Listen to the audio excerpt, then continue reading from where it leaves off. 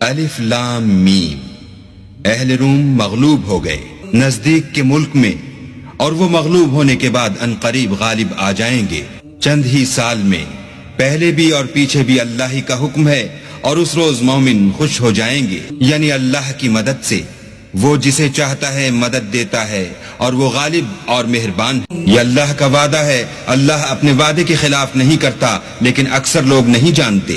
یہ تو دنیا کی ظاہری زندگی کو جانتے ہیں اور آخرت کی طرف سے غافل ہیں۔ کیا انہوں نے اپنے دل میں غور نہیں کیا کہ اللہ نے آسمانوں اور زمین کو اور جو کچھ ان دونوں کے درمیان ہے ان کو حکمت سے اور ایک وقت مقرر تک کے لیے پیدا کیا ہے، اور بہت سے لوگ اپنے پروردگار سے ملنے کے قائل ہی نہیں۔ کیا ان لوگوں نے ملک میں سیر نہیں کی؟ سیر کرتے تو دیکھ لیتے کہ جو لوگ ان سے پہلے تھے ان کا انجام کیسا ہوا۔ وہ ان سے زور قوت میں کہیں زیادہ تھے، اور انہوں نے زمین کو جوتا اور اس کو اس سے زیادہ آباد کیا تھا جو انہوں نے آباد کیا، اور ان کے پاس ان کے پیغمبر نشانیاں لے کر آتے رہے، تو اللہ ایسا نہ تھا کہ ان پر ظلم کرتا، بلکہ وہی اپنے آپ پر ظلم کرتے تھے۔ پھر جن لوگوں نے برائی کی ان کا انجام بھی برا ہوا، اس لیے کہ اللہ کی آیتوں کو جھٹلاتے اور ان کی ہنسی اڑاتے رہے تھے۔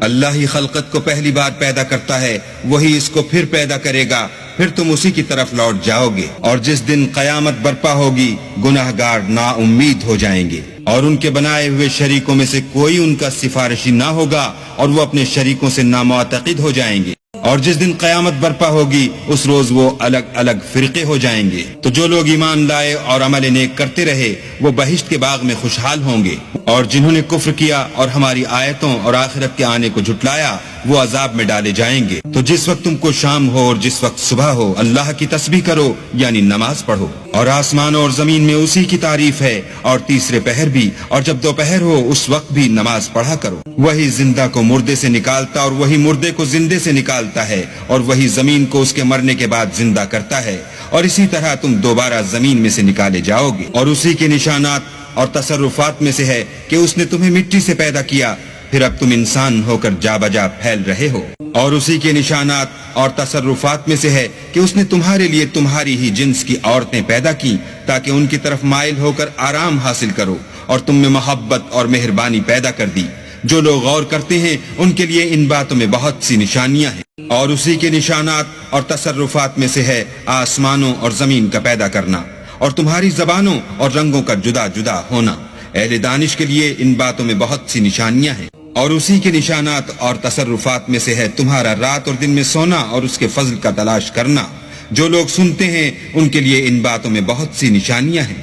اور اسی کے نشانات اور تصرفات میں سے ہے کہ تم کو خوف اور امید دلانے کے لیے بجلی دکھاتا ہے اور آسمان سے مہ برساتا ہے، پھر زمین کو اس کے مر جانے کے بعد زندہ و شاداب کر دیتا ہے۔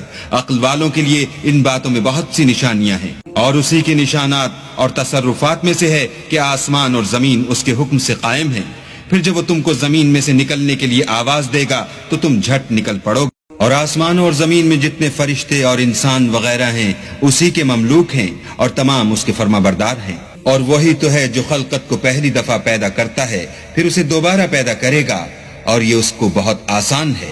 اور آسمانوں اور زمین میں اس کی شان نہایت بلند ہے، اور وہ غالب حکمت والا ہے۔ وہ تمہارے لیے تمہارے ہی حال کی ایک مثال بیان فرماتا ہے کہ بھلا جن لونڈی غلاموں کے تم مالک ہو وہ اس مال میں جو ہم نے تم کو عطا فرمایا ہے تمہارے شریک ہیں، اور کیا تم اس میں ان کو اپنے برابر مالک سمجھتے ہو؟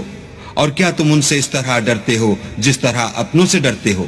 اس طرح ہم عقل والوں کے لیے اپنی آیتیں کھول کھول کر بیان کرتے ہیں۔ مگر جو ظالم ہیں بے سمجھے اپنی خواہشوں کے پیچھے چلتے ہیں، تو جس کو اللہ گمراہ کرے اسے کون ہدایت دے سکتا ہے، اور ان کا کوئی مددگار نہیں۔